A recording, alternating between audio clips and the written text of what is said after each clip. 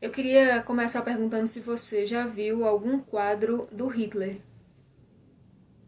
Se não, você precisa prestar bastante atenção a esse vídeo, porque ele trata sobre um perigo, que é o de você tornar-se ele, tá? Antes de mais nada, eu quero dizer para quem é esse vídeo aqui, o conteúdo desse vídeo.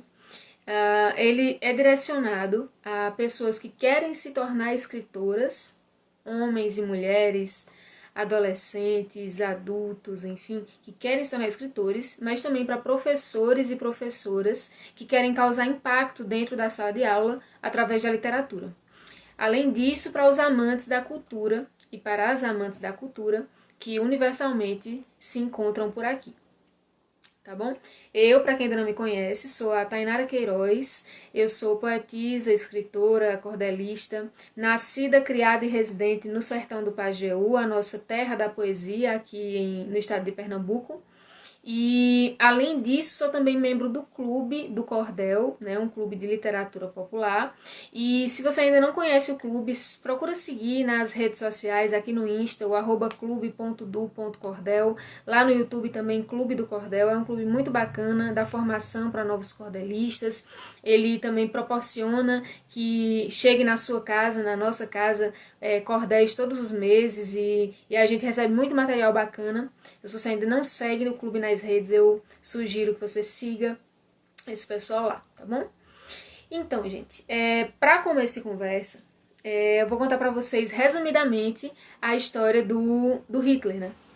Que é pouco conhecido. O Hitler, ele queria ser pintor. Então, o que ele fez? Aos 18 anos, Hitler pega a sua herança, que eram 700 kroner, eu não sei se é essa a pronúncia, mas enfim, a moeda, né, alemã deles lá na época.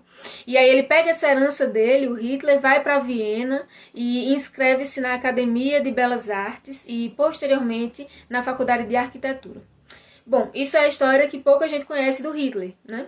Mas ele, depois daí, todo mundo sabe a história, né? Ele vai e deflagra a Segunda Guerra Mundial.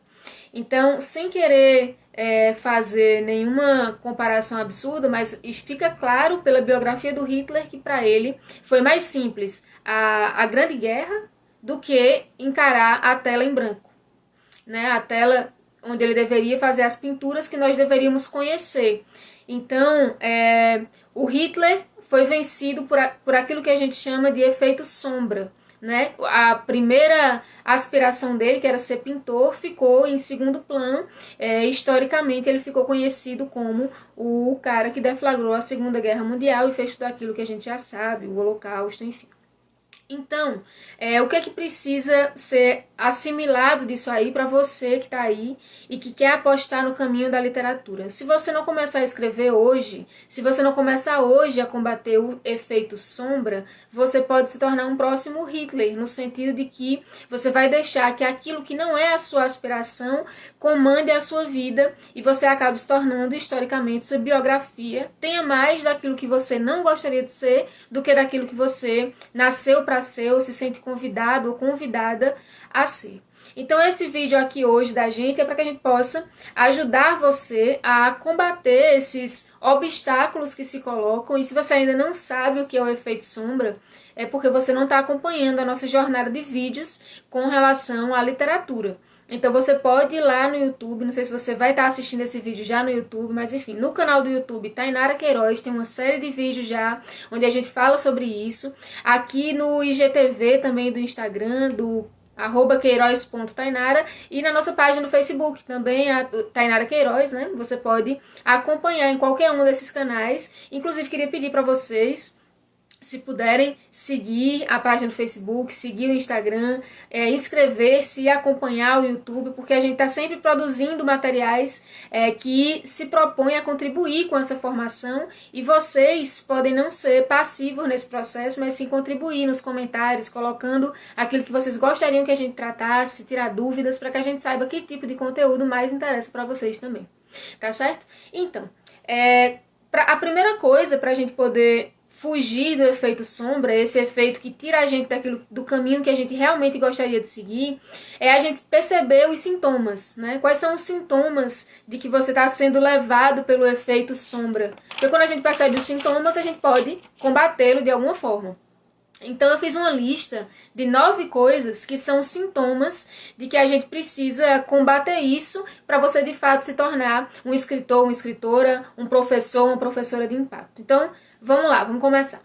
Então, se você sente algum desses sintomas que eu vou citar agora, algum desses 9 sintomas, então eu queria que vocês deixassem nos comentários para que a gente possa ver quais são os que mais se repetem e a gente possa trabalhar isso nos próximos vídeos, tá bom? Então, o primeiro deles é a procrastinação. Né? Se você habitualmente procrastina, deixa para depois aquilo que você tem que fazer, então você está sendo bombardeado pelo efeito sombra, sim. Porque procrastinar é uma das formas que esse efeito tem de tomar o nosso tempo. Então, o elemento tempo, ele precisa ser levado em consideração porque o tempo, a gente já tem um tempo muito reduzido de vida. Então, se você deixa para depois tornar-se quem se é, esse depois pode inclusive nem chegar. Como não chegou para o Hitler, pode não chegar para você também. Então, procrastinar é uma das coisas que é um sintoma claríssimo de que você está deixando para depois aquilo que você gostaria de ser, poderia ser, aquilo que o seu centro lhe convida a ser. Uma outra coisa, uma segunda listagem aí, é o consumo. Né? O consumo, quando ele se torna constante demais, desenfreado demais, isso quer dizer que a gente está buscando recompensas imediatas para suprir coisas que na verdade não são tão imediatas assim. Né? Quando a gente tem alguma aspiração, e todo mundo tem uma aspiração íntima, a gente precisa construir aquilo degrau por degrau, aquela coisa, nada vem fácil, né? Então a gente precisa construir degrau por degrau aquela conquista, e quando a gente não está se dedicando, trabalhando nesse sentido, é natural que a nossa vida se torne um acumulado de insatisfações. E como a gente é ensinado a lidar com isso? Então, consumo. A gente já vive na sociedade do consumo e a gente é levado a consumir sempre que a gente fica infeliz ou que a gente fica, enfim, não está satisfeito com a situação ou está satisfeito e a gente vai consumir também, enfim. Então, o consumo, quando ele está fora de um padrão de ok, quando está desenfreado, e isso, consumo pode ser qualquer coisa, pode ser um remédio, pode ser comida, pode ser bebida, álcool, pode ser sexo. Então tudo isso são coisas que a gente muitas vezes coloca como substitutos da real construção daquilo que a gente quer ser. Então se você também está nessa faixa aqui, nessa listagem, então fica alerta, porque são coisas que a gente precisa combater para que a gente possa realmente acabar com os empecilhos que nos levam a chegar àquilo que a gente realmente é. Uma outra coisa, a terceira coisa dessa lista, são os problemas. Olha só, tudo que você vai fazer, se você tem muitos problemas ao seu redor que não tem a ver com aquilo, que tomam muito o seu tempo, que de alguma forma lhe tiram a concentração daquilo que você realmente precisa fazer, então quer dizer que você não está gerindo bem a sua vida para você se tornar quem você quer ser. Então, muitas vezes a gente precisa tomar uma decisão. Eu tenho gosto muito da metáfora do balão, né? Os balões, a grande coisa dos balões é que eles precisam deixar os pesos caírem para que eles possam subir. À medida que os balões vão subindo, eles vão jogando os pesos fora. E muitas vezes a gente não deixa as coisas irem embora. Tem coisas que é preciso deixar ir embora para que você possa subir e alcançar a altura que é a sua própria altura. Né, a sua verdadeira altura. Então tem coisas que já não cabem na nossa vida ou que a gente quer de toda forma na nossa vida e ficam prendendo o nosso voo, impedindo esse voo, porque a gente mesmo não toma essa decisão de seguir na direção que a gente quer seguir. E apesar de tudo, apesar de que quando você se deixar aquilo ir embora, você vai sentir um pouco de tristeza, você vai precisar reorganizar a sua vida, você vai, sabe? São aspectos que precisam sair e a gente sente um impacto quando um aspecto muda de coisa, né? Você precisa reorganizar a vida de alguma maneira, mas é um impacto com certeza muito menor do que o impacto de você daqui a uns anos olhar para trás e ver que você ficou com aquelas coisas, com aqueles problemas, eles continuam se repetindo, mas você não se tornou a pessoa que você é, de fato, e você acumulou vidas não vividas. Então isso é uma coisa que não pode acontecer, que você não pode deixar isso acontecer e que só você pode se impedir de passar por isso na sua vida, e é uma coisa que acontece na vida de muitas pessoas. Tá certo? Então, deixar as coisas irem, se liberar de pesos, de problemas que acontecem na nossa vida, para que a gente possa... Quem é profissional em qualquer coisa sabe que a gente tem dois ambientes que não podem ser atravessados. Você não pode levar os problemas de casa para o trabalho e também não pode levar trabalho para casa. Porque então, ou você não vai trabalhar porque está pensando nos problemas de casa, né? Ou você não vai viver porque está trabalhando em casa e no trabalho. Então, se você quer ser um profissional, trabalhar com literatura ou trabalhar com educação e levando a literatura e produzindo impacto, você precisa organizar a sua vida para que os problemas periféricos não ataquem essa sua condição de profissional. Então, essa é uma questão que precisa ser resolvida se você não quiser se tornar alguém que foi levado pelo efeito sombra a não se tornar quem você é, a não construir sua própria obra, a não trabalhar com isso efetivamente. Essa série de lives, ela acontece porque a gente acredita que a literatura pode ser um caminho de autonomia. E essa autonomia, ela ocorre de várias formas. A autonomia na expressão, né? A gente, através da literatura, consegue se expressar adequadamente com aquilo que a gente realmente quer dizer, como também a autonomia financeira. Você pode trabalhar profissionalmente com literatura, e esse é um chamado absolutamente significativo para nós. A literatura não é um hobby, e não é um problema com quem queira transformar a literatura num hobby, mas para nós a literatura é um trabalho e precisa ser reconhecido como tal. Então, se você quer trabalhar com literatura, você não pode deixar que os problemas periféricos tomem o seu momento de criação, adentrem no seu momento que deve ser aquele momento apenas seu e do papel. Então, esse momento, ele não pode ser tomado por isso. Então, dentre as 9 coisas que impedem a gente de se tornar de fato, profissionais da literatura, escritores e escritoras, professores e professoras de impacto, essa coisa dos problemas, de ter muitos problemas, reorganiza a sua vida e coloca no centro aquilo que você quer ser. Qual é o centro? Quero ser um escritor, quero ser uma escritora. Quero ser um educador ou uma educadora de impacto. Esse é o meu centro. Aquilo que interferir de forma negativa nisso precisa ser olhado de uma forma diferente, reorganizado ou simplesmente deixado fora da minha vida. Preciso soltar os pesos para poder deixar o balão da minha vida subir e ganhar a altura necessária, a altura que ele realmente precisa alcançar. Tá bom? Uma outra questão é a dramatização. Por quê? A dramatização. Porque ser uma estrela, tem aquela frase, né? Gente é para brilhar. E é mesmo. Então, ser uma estrela faz parte. Faz parte, porque quando você consegue dizer aquilo que você realmente quer dizer, isso já lhe diferencia de grande parte das pessoas. Porque grande parte das pessoas não consegue se realizar. Não consegue ser aquilo que elas vieram aqui para ser. Então as pessoas já olham e dizem, caramba, aquela pessoa, ela consegue falar aquilo que ela gostaria de falar, ela consegue experimentar aquilo que ela gostaria de experimentar, isso é muito bacana. Então isso já ganha uma posição diferente das demais posições alcançadas pelo restante das pessoas. E além disso, quando você faz é bom, e ser bom significa que você investiu naquilo, que você trabalhou, que você construiu as condições para fazer aquilo ser realmente significativo, é natural, é um resultado do seu trabalho que aconteça um certo estrelato naquilo que você faz. Mas quando essas pessoas que não conseguem se realizar, e aí preste atenção se você não está dentro desse obstáculo e você precisa superá-lo, né? Quando a gente não consegue se realizar, essa tendência ao estrelato, ela acaba se tornando uma busca mais importante do que a busca de se tornar aquilo que se é.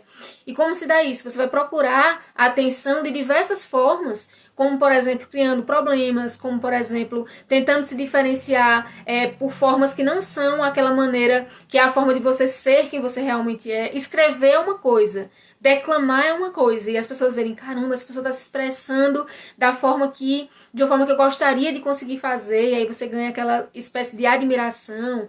Mas, quando você procura essa atenção de uma forma que não é a sua forma real, que é bebendo demais, dando problema em casa, que é, enfim, arrumando problema com a família, arrumando problema com os amigos, sabe, essa espécie de drama, criando dramas em torno da sua vida. Primeiro que você vai criar problemas, e aí recai na outra parte da lista, que é com problemas demais na cabeça, você não consegue sentar e criar. Você precisa criar um momento sagrado, apenas seu, onde você vai fazer o seu momento de criação.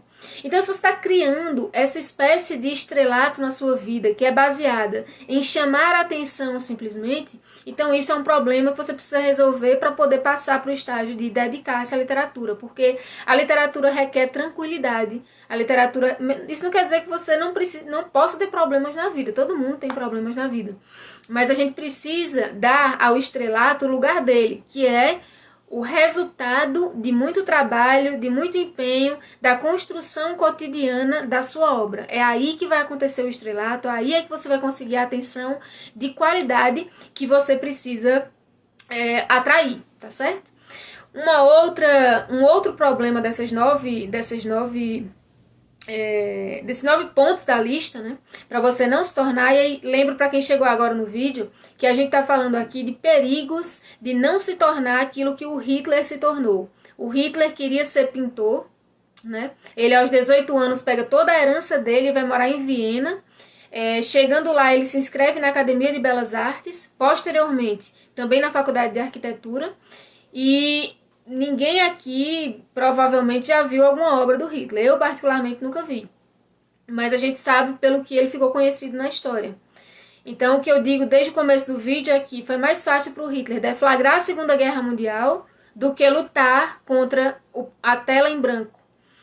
Então a gente está aqui listando agora os principais motivos que fazem você não chegar até onde você precisa chegar, que são aspectos daquilo que a gente chama de efeito sombra, né? Tudo tem luz e sombra, e a gente destaca o que é o efeito sombra nos vídeos anteriores. Se você ainda não viu, vai lá no canal do YouTube, Tainara Queiroz, vai lá na página do Facebook, Tainara Queiroz, ou mesmo no IGTV do @queiroz.tainara, tá bom? E interage, dúvidas, falar lá pra gente aqui nos comentários quais são as principais dúvidas que vocês têm nesse processo, as que forem surgindo, né? A gente lembra que a gente faz 2 lives por semana, e a intenção dessas lives é que vocês saiam daqui sempre com uma tarefa. Então é um passo a cada live, são 2 passos por semana no caminho da literatura. Hoje a gente vai deixar aqui uma tarefa com vocês, para que vocês possam se encaminhar para a terceira live, já mais próximos de chegar no ponto que vocês querem chegar aqui, nesse processo de tornar-se escritores e escritoras, ou de tornar-se professores e professoras de impacto, tá bom?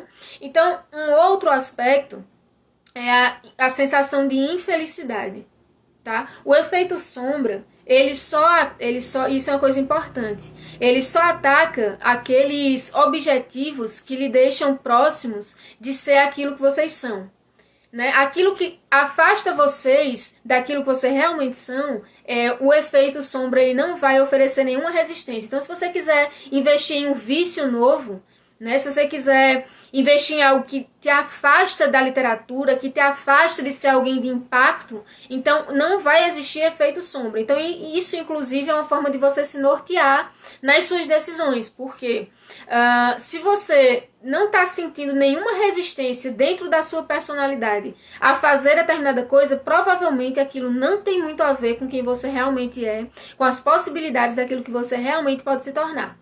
Então, se você está sentindo uma sensação de infelicidade, provavelmente o efeito sombra está presente aí, porque você está se afastando daquilo que você realmente poderia se tornar. Então, se você sente o chamado da literatura, se você sente o chamado de causar impacto dentro da sala de aula, e você não está fazendo isso, é óbvio que você vai sentir uma sensação de infelicidade, de frustração, e você muitas vezes não vai conseguir explicar por quê, mas provavelmente você está sentindo esse efeito, que é Tudo tem luz e sombra, e com a mesma força que esse chamado ocorre em você, também ocorre o chamado inverso, que é de você se afastar daquilo e fazer qualquer outra coisa. E quando você for fazer qualquer outra coisa, pode ficar tranquilo, pode ficar tranquila, que não vai ter resistência nenhuma. Então, é bom a gente ter esse norte para se balizar também, né? Usar aquilo que é negativo para também nortear a gente nas nossas decisões. O que é mais difícil para mim de fazer? Então, provavelmente aquele desafio ali tem mais a ver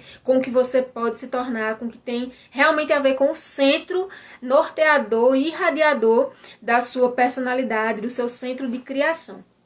Tá bom? Então, esses vícios que eu acabo de falar são uma busca por recompensa imediata. E porque isso claramente é uma demonstração de presença do efeito sombra. Porque, como eu falei aqui anteriormente, o estrelato da literatura, o estrelato de tornar-se quem se é uma coisa que chega quando você trabalha com afinco, cotidianamente, profissionalmente, para chegar em uma situação, né? Para chegar naquele resultado. E aí acaba que você não está procurando estrelato nenhum, você está confiante de que você está fazendo o seu trabalho, que você está trazendo para o papel aquilo que você realmente é, mas acaba chegando nessa situação de estrelato porque você fez bem aquilo que você se propôs a fazer. E você fez bem simplesmente porque você apostou naquilo, e aquilo tem a ver com um chamado íntimo seu. Então não tem como dar errado se você fizer aquilo cotidianamente, vai dar certo, tá? Mas se você não está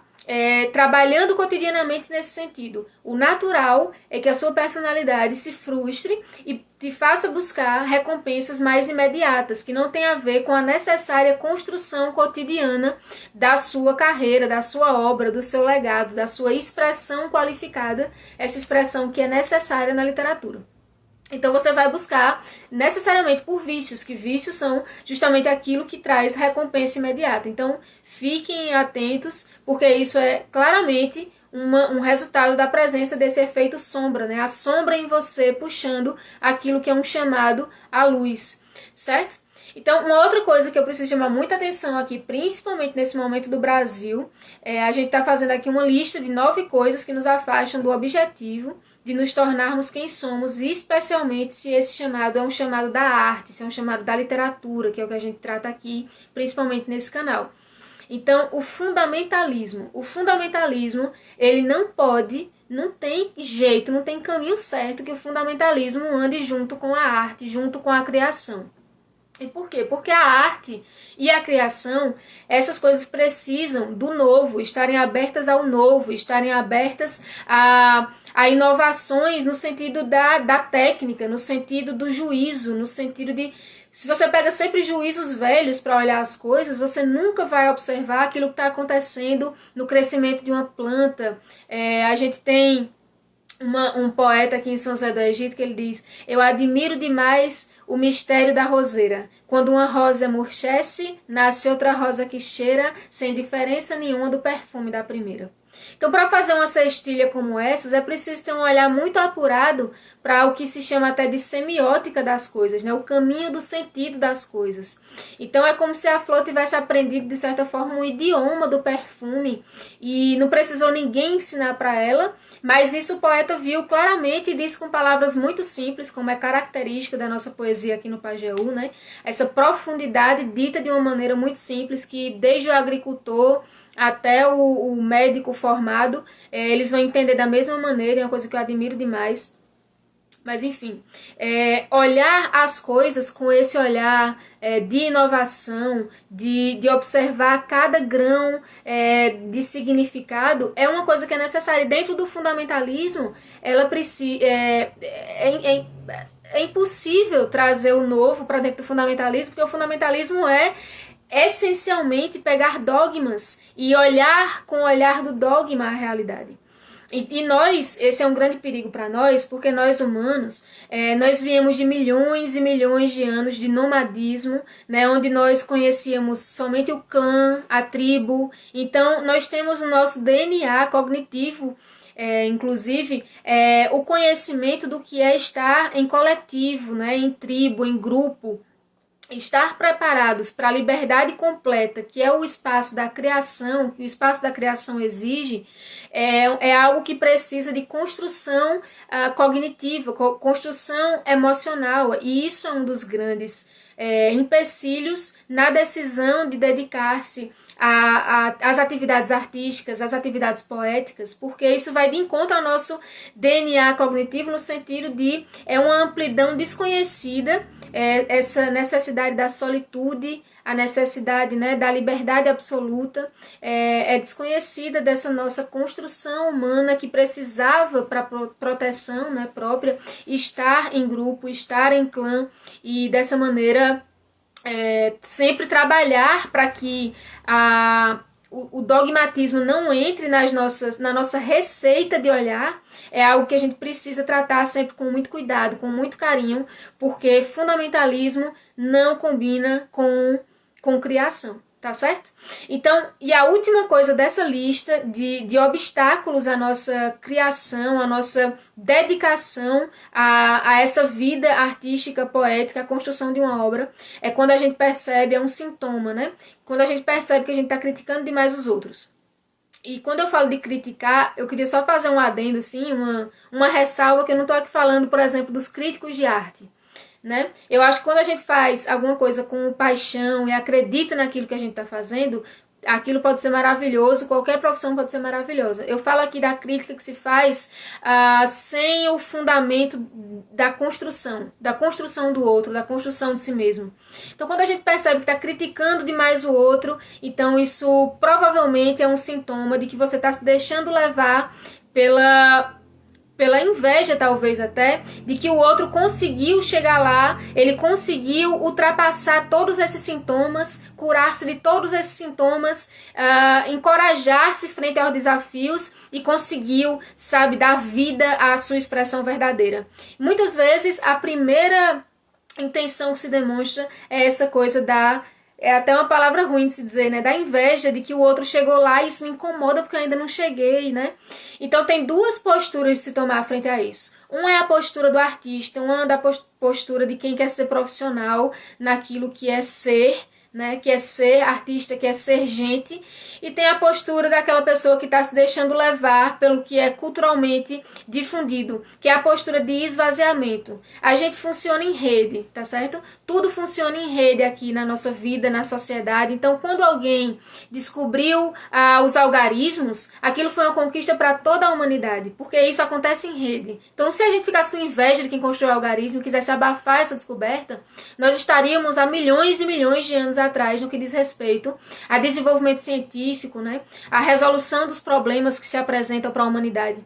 Da mesma maneira, quando a gente espera que o outro se diminua, que o espaço dessa pessoa diminua na sociedade, a gente está buscando um esvaziamento nosso, é uma tendência negativa interna, né? Tudo que a gente faz para o outro tem a ver com algo nosso, que a gente faz com a gente mesmo, né? Então, essa tendência de esvaziamento é a inveja. Então, quando a gente está criticando muito o outro, quando a gente percebe que tem outra pessoa fazendo muito isso, pode ter certeza que essa pessoa está sintomatizando que ela está sendo levada pelo efeito sombra, né? Ela está se distanciando daquilo que ela é e está procurando defender-se daquilo que ela realmente é, criticando o outro que conseguiu tornar-se. Mas nem tudo são problemas, né? Tem coisas que são boas para chegar ao objetivo, que é ser um escritor, ser uma escritora, que é ser um professor, uma professora de impacto. O que é bom? É bom ter insegurança sobre si mesmo. Por que é bom ter insegurança sobre si mesmo? Porque todo mundo que se coloca frente a um desafio e se coloca com tranquilidade, eu estou frente a um desafio, estou tranquila de que isso é um desafio, sei que é um desafio e estou indo mesmo assim. Para todo desafio que a gente vai, a gente sabe que é a primeira vez que a gente está colocando o pé naquilo ali. E se é a primeira vez que eu estou colocando o pé, eu não posso ter certeza de que vai dar certo. Sabe, quem está inovando falsamente pode ser uma pessoa que seja extremamente autoconfiante. Mas alguém que é artista de fato, que procura ser artista de fato, ele sempre vai ter insegurança em si mesmo. Se você de alguma maneira já perguntou para alguém, será que eu sou artista mesmo? Será que eu consigo escrever bem mesmo? Será que esse poema que eu fiz ficou bom? Será que essa ideia realmente tem um significado que vale a pena mostrar para alguém? Se você já perguntou isso para si mesmo, para alguém, provavelmente você tem jeito de fazer isso que você está fazendo. Provavelmente você é artista, provavelmente você é escritor, provavelmente você é escritora, porque isso é um sintoma de que você está no caminho certo da humildade e de reconhecer que frente a desafios a gente tem que olhar para eles com a tranquilidade de saber que pode dar certo e pode não dar, mas que a gente precisa se colocar primeiro com coragem e segundo construir cotidianamente o espaço de realmente olhar para aquilo e dizer, pronto, agora isso é literatura e tô tranquilo, tô tranquila, tô confiante de que fiz o meu trabalho. Uma outra coisa que é boa, como eu disse, nem tudo são problemas, uma outra coisa que é boa é sentir medo. Se você não sente medo daquilo que você está fazendo, provavelmente aquilo não é arte. Ou você não é artista. Porque sempre que você é colocado frente a uma atividade artística, uma atividade poética, aquilo, mesmo que você já tenha feito 1000 poemas na vida, aquilo vai ser sempre um desafio novo. Aquilo vai ser sempre uma temática que tem N caminhos a se seguir, aquilo vai ser sempre um mar novo a se desvendar, e aquelas braçadas que você vai dar naquele mar vão ser sempre novas. Então, sentir medo é uma coisa que, inclusive, como falei anteriormente, sentir medo é uma coisa que deve nos nortear para saber se a gente deve fazer ou não deve fazer aquilo. Porque quando a gente sente medo daquilo que a gente está fazendo, quer dizer que a gente está sofrendo resistência interna. E resistência interna é justamente o efeito sombra. E o efeito sombra serve para quê? Para puxar a gente daquilo que a gente realmente pode se tornar, daquelas possibilidades que são realmente nossas, que tem a ver com o nosso centro de criação. Então, se você sente medo daquela atividade, provavelmente aquela atividade tem a ver com o centro de criação, e se tem a ver com o centro de criação, é aquela atividade que você deve fazer. E da mesma maneira, você deve fugir, se negar mesmo, porque a gente não pode abarcar o mundo com as mãos. Então, você deve fugir de atividades que não apresentam desafio para você, porque isso, para um artista, é perda de tempo. É perda de tempo porque você não vai aprender a lidar com o seu próprio medo, você não vai aprender a lidar com sua própria insegurança, com suas próprias insuficiências, e é justamente no território do novo, no território do desafio e no território do medo que a gente aprende a crescer, e tem aquela coisa de que a gente só sabe o nosso real tamanho quando a gente é chamado a levantar. Então, soltando esses pesos de que o medo é ruim, de que a insegurança, de que eu sou bom, eu sou boa é ruim, tudo isso é muito bom, essas duas coisas são muito boas, porque se você já se perguntou alguma vez se você é bom ou boa naquilo que você faz, provavelmente é porque você é. Só pessoas humildes podem alcançar a excelência naquilo que fazem, porque quem não é humilde nunca vai perceber onde está falhando, o que não está funcionando, e aí, portanto, também nunca vai evoluir e chegar nesse caminho que é o caminho de crescimento, de construção, enfim. Então, veja, a gente discutiu aqui que a gente vai lutar quando a gente decide seguir pelo caminho que é o nosso caminho. Então, na literatura não é diferente. E quando a gente vai lutar uma guerra, a gente falava sobre Hitler, né, agora há pouco. Ele queria ser pintor e ninguém conhece uma obra desse homem, porque foi mais fácil para ele deflagrar a Segunda Guerra Mundial do que lutar contra a tela em branco. Então, como é que a gente vence uma guerra? Como foi que os soviéticos venceram lá a guerra contra o nazismo? Eles venceram primeiro, vencendo a primeira batalha. Se eu não me engano, com relação à Segunda Guerra, foi a batalha de Stalingrado. Mas enfim, se a gente não vence a primeira batalha, a gente nunca vai chegar a vencer a guerra. E a proposta que eu tenho para dar para vocês, pela minha própria experiência na literatura, é a literatura de cordel. Por quê? Porque vencer a primeira batalha na literatura é fazer a sua primeira obra. A sua primeira obra é aquilo que você vai olhar para aquilo ali e nunca mais vai se perguntar, poxa, mas será mesmo que eu sou isso? A sua obra vai falar por você. Então, qualquer pessoa que olhar para aquilo que você produziu vai saber que você é escritor, vai saber que você expressa-se literariamente. Então, eu vou dar 4 motivos para que vocês comecem, quem ainda não começou na jornada da literatura, quem ainda não instituiu dentro da sala de aula a literatura como um caminho de atravessamento, né, entre o conhecimento e os alunos, eu vou dar 4 motivos para que o cordel seja o caminho inicial de vocês rumo a esse caminho, né, da literatura.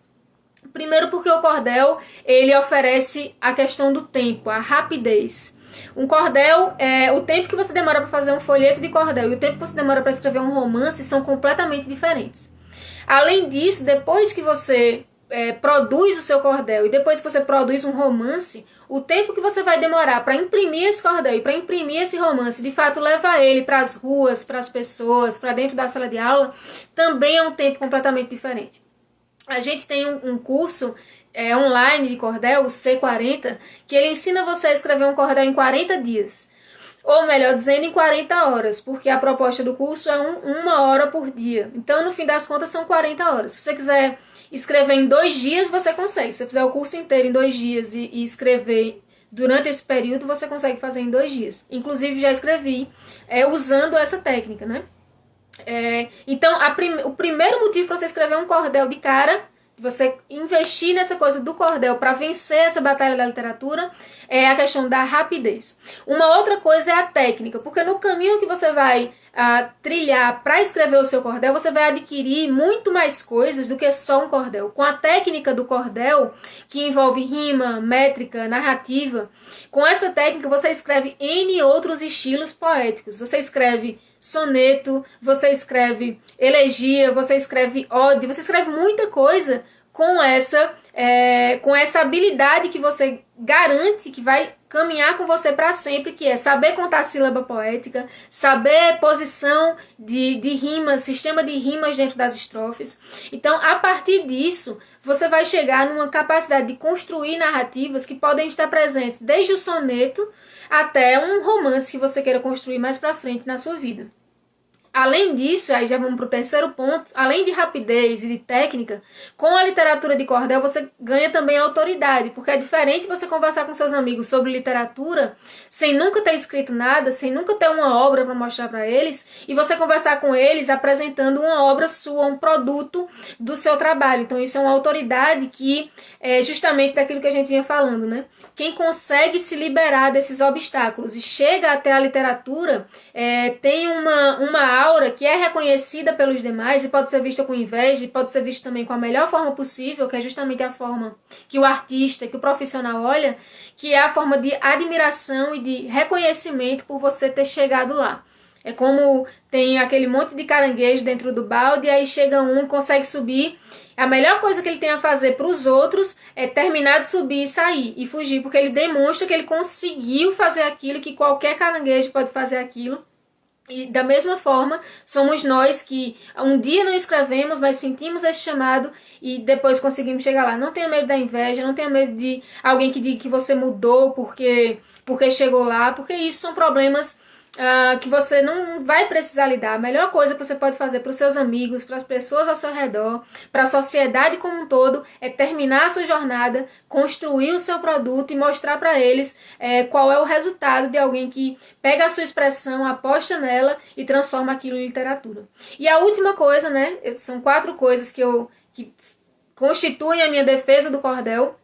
A quarta coisa é justamente o produto. Né? Com o produto a gente chega numa outra discussão sobre autonomia que vai para além da autonomia da expressão e chega também na autonomia financeira, porque como eu disse, nós defendemos aqui que a literatura ela não é somente um hobby, não tem nenhum problema com quem utilize a literatura como hobby na sua vida, mas a literatura é um trabalho, nós somos trabalhadores da cultura, trabalhadoras da arte, e é nesse sentido que você consegue também construir, iniciar a sua construção de autonomia financeira dentro da arte, dentro da literatura, a partir do momento que você tem um produto. E com a literatura de cordel, esse produto chega muito mais rápido do que na hora de você construir um romance de 700 páginas, por exemplo. O folheto de cordel em 15 dias no máximo vai estar na sua casa. A quantidade que você pedir, você vai vender para as pessoas e construir não somente aquela autoridade de autor, né, que se lança, de autora que se lança, mas também uma autonomia financeira que passa a se construir na sua vida a partir da literatura de cordel. E é por isso que eu queria chamá-los também a participar e se incluir aí como membros dentro do Clube do Cordel, O clube tem muita coisa bacana para oferecer no sentido de formação de cordelistas, e inclusive esse curso de cordelistas que acontece online, e a nova turma deve abrir agora em novembro. Fiquem atentos e atentas, porque é muito bacana. Então, eu queria, dentro desse apanhado de obstáculos que vocês precisam superar e dessas coisas que são boas e que devem acompanhar vocês, a gente chega num ponto que é certo. E qual é o próximo passo? Eu diria que o próximo passo em termos de construção de obra seria a construção da sua primeira obra, e eu defendo que a sua primeira obra seja um cordel. E a quinta coisa, que eu ainda nem coloquei aqui no roteiro da nossa discussão aqui, mas a quinta coisa que eu queria dizer para vocês é que existe um grande motivo, que é nós defendermos a nossa literatura popular, dita popular, né? Mas que é, no fim das contas, a literatura que o povo entende. Tem muita literatura boa, bacana, mas que se você levar para um pé de serra, o agricultor, a agricultora vai ler aquilo e não vai entender.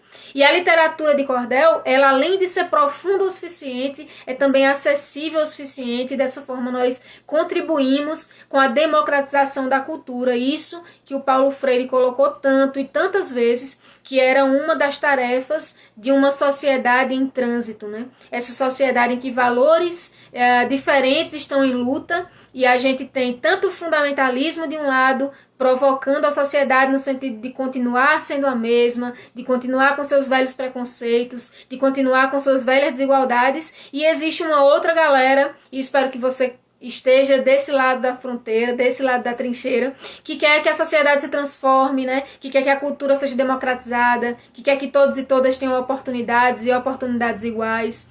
Enfim, e nesse sentido, a democratização da cultura, ele é um grande passo para que a gente possa concretizar esse desafio, que é um desafio da nossa época.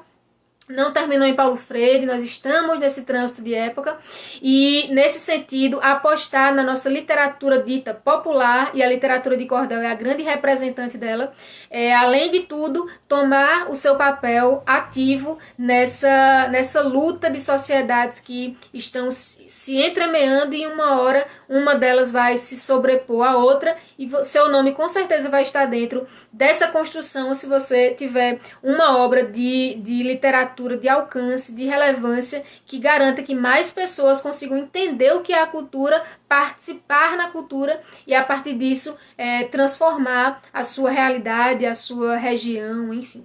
Então, esse é um dos chamados que a gente faz para que você faça parte dessa nova geração de escritores e escritoras que contem a nossa época, que narrem a nossa época e contribuam para a transformação da nossa sociedade. Então, para finalizar, gente, dentro dessa série de lives nossa, a gente sempre deixa uma tarefa por dia, porque a ideia é que a gente faça 2 lives por semana e sejam, no caso, 2 passos por semana no seu caminho até a literatura.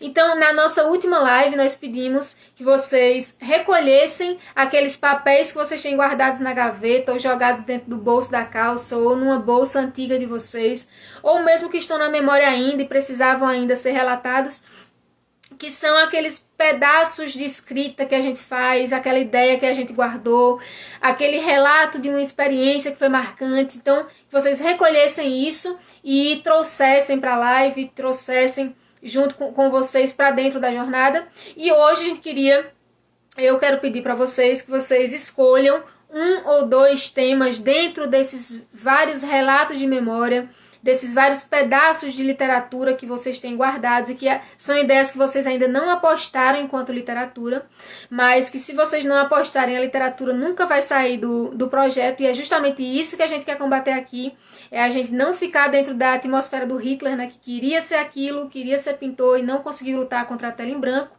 Nós, ao contrário, vamos conseguir vencer a tela em branco, o Word ou o papel, e nós vamos conseguir levar até a literatura aquilo que é a nossa expressão. Então, a gente queria pedir que vocês escolhessem 1 ou 2 temas dentro desses temas que são caros para vocês, que estão guardados na gaveta, que estão guardados na memória, perdidos em alguma bolsa antiga de vocês, e que... Só um instante. E que vocês, ao escolher esse 1 ou 2 temas, possam dizer pelo menos uma dor que emana desse tema para você, que traz à tona dentro de você e uma possibilidade que olhar para ele traz para a sua vida. Né? Às vezes a gente deixa as coisas para lá, mas acaba não trazendo junto com a gente o que é o aprendizado daquilo. Então eu queria que vocês relatassem, se possível aqui nos comentários, uma dor e uma possibilidade que é trazida para você à medida que você olha para esses temas. Quem está chegando agora aqui na live, a gente está passando já a tarefa final desse nosso encontro de hoje.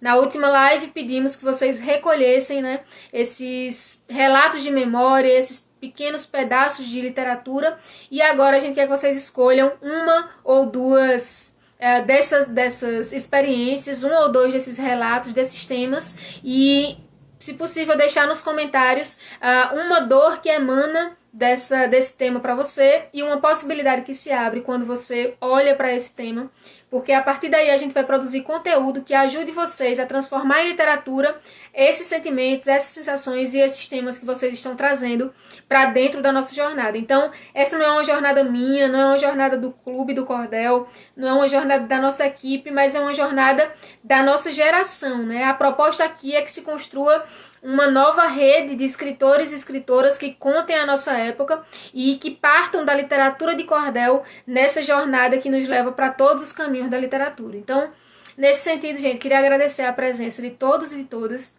É sempre um prazer encontrar com vocês aqui e a gente se encontra na próxima semana, na nossa próxima live, e espero que daqui para lá vocês possam fazer esse exercício de eleger um ou dois temas que são caros para vocês e trazer a dor e a possibilidade que se abre quando vocês olham para eles, para que a gente possa produzir o conteúdo necessário para vocês transformarem em literatura isso que precisa ser expressão ainda e que está guardado aí na gaveta de cada um e cada um de vocês. Tá certo? Eu acho que era isso. Vou terminar só dizendo uma coisa. Eu trouxe aqui uma lista de 9 coisas que são obstáculos no caminho para a literatura. E são obstáculos que precisam ser vencidos e que vocês vão lutar muito para vencer. É uma coisa que é todos os dias, é cotidiana, mas eu queria dizer para vocês que vocês não desanimem porque ela pode ser vencida. O Tolstói, ele escreveu o livro Guerra e Paz, que é um clássico da literatura, e ele tinha 13 filhos. Eu não vou defender tanto, não vou parar tanto nessa questão, porque eu não sei o quão bom pai ele era. Mas eu vou citar Carolina Maria de Jesus, que essa aí ninguém pode me repreender. Ela tinha 3 filhos, catava lixo e escreveu 5 livros, dentre os quais Quarto de Despejo, que é um clássico brasileiro, internacional, né? E queria indicar para que todos e todas possam ler, porque demonstra que mesmo em meio às dificuldades, o chamado poético, o chamado da arte é mais forte do que isso. Então, vamos atender a esse chamado e eu quero muito ajudar vocês a chegarem à literatura, a produzirem a sua própria obra e que vocês componham essa nova geração de escritores e de escritoras. Vai ser excelente depois da pandemia encontrar com todos e todas vocês no congresso de escritores e ter a obra de cada um e cada uma pronta e a gente fazer essa troca de figurinhas no futuro. Tá bom? Então a gente se encontra na nossa próxima live. Muito obrigada pela atenção e uma boa noite. Beijos!